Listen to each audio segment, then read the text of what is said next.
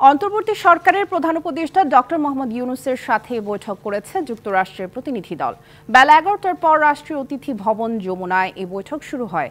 মার্কিন ট্রেজারি বিভাগের অর্থ বিষয়ক আন্ডার সেক্রেটারি ব্রেন্ট নেইম্যানের নেতৃত্বে প্রতিনিধি দলটিতে ছিলেন মার্কিন সহকারী পররাষ্ট্রমন্ত্রী ডোনাল্ড লুও। বৈঠকে আলাপ হয় দ্বিপাক্ষিক নানা দিক নিয়ে। এদিকে দুপুরে পররাষ্ট্র সচিবের সাথে ওয়ার্কিং লাঞ্চে যোগ দেবে মার্কিন দলটি। বিকেলে বাংলাদেশ ব্যাংক গভর্নরের সাথে বৈঠকের কথা রয়েছে ব্রেন্ট নেইম্যানের।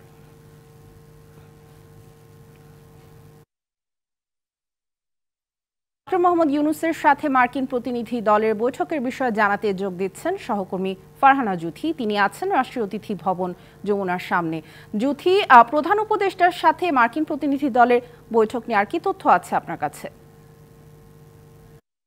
সাথী, শুরুতেই জানিয়ে রাখছি যে বৈঠকটি শুরু হয়েছিল ১১টা বাজার কিছুক্ষণ আগে। সেই বৈঠকটি শেষ হয়ে ১২টা বাজার ২ এই মার্কিন দলটি এসেছিলেন, তাদেরকে চলে যেতে দেখলাম একটু আগে যমুনাতে। বৈঠক এগুলো এবং তারপর পদ্মায় এবং তারপর পরই যমুনাতে, এবং এই প্রতিনিধি দলটি এসেছে গতকালকে, এবং গতকালকে আসার আগে তারা দিল্লিও সফর করেছেন। Redmi 13 স্টাইল বানাই দুনিয়া কাঁপায়। এবং এই অন্তর্বর্তী সরকারের যেহেতু গঠন করার পরে প্রথমবারের মতো মার্কিন প্রতিনিধিদের এই সফর, এবং সেটি খুব গুরুত্বপূর্ণ দেশের জন্য এবং দেশের যে রাজনৈতিক অর্থনৈতিক সমস্ত কর্মপরিকল্পনা নেয়া এবং বাস্তবায়নের ক্ষেত্রে।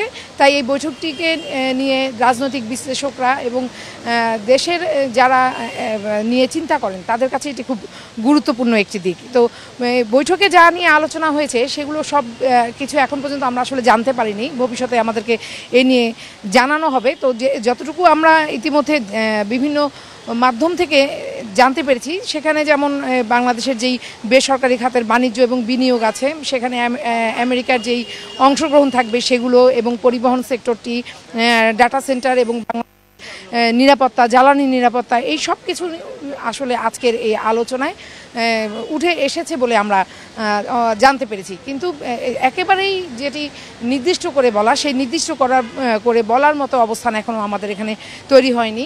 কিছুক্ষণ পরে এখানে একটি ব্রিফিং হবে বলে আমরা আসলে আশা করতে পারি।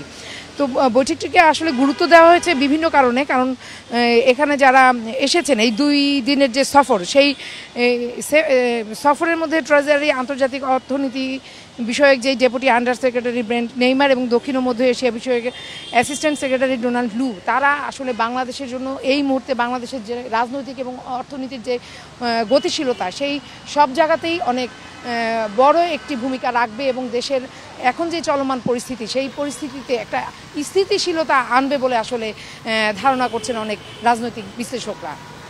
সাথী, জ্যোতি, নিশ্চয়ই ব্রিফিং এর পর আমরা আরো জানতে পারবো আপনার মাধ্যমে। ধন্যবাদ আমাদের সাথে যুক্ত হবার জন্য।